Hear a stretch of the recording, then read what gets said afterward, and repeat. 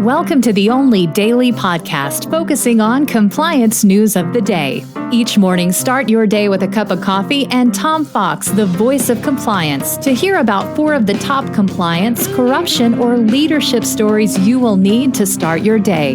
The Daily Compliance News is a production of the Compliance Podcast Network. First, a word from our sponsor.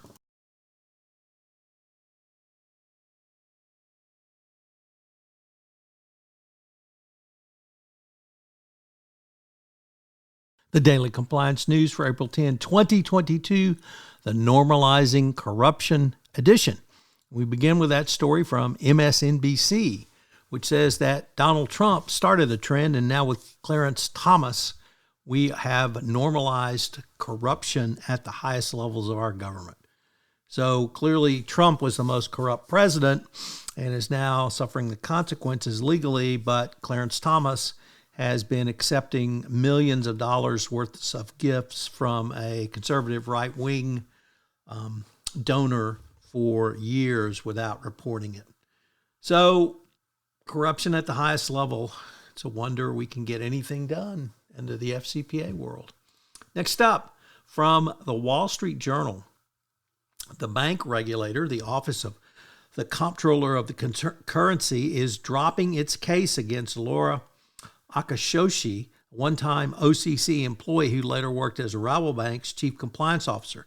She was accused of obstructing OCC efforts to investigate the bank by allegedly working to hide a critical report. However, a administrative law judge found that the OCC had not given her an opportunity to defend herself, even though the allegations against her were quite damning.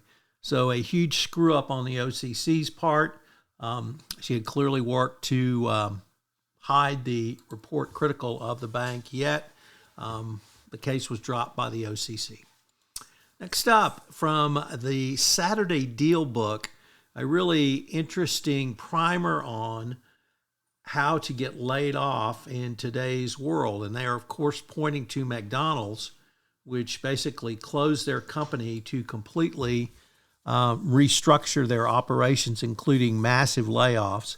In addition to the layoffs, multiple persons were given the opportunity to stay, but at reduced salary and other forms of compensation.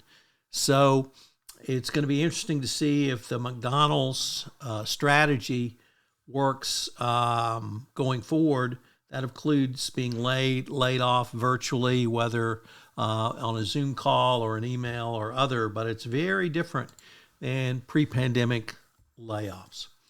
And our final story comes to us from Barclays, which says that Barclays investors have urged the bank to reject bonuses for the ex-CFO and CEO, Jes Staley.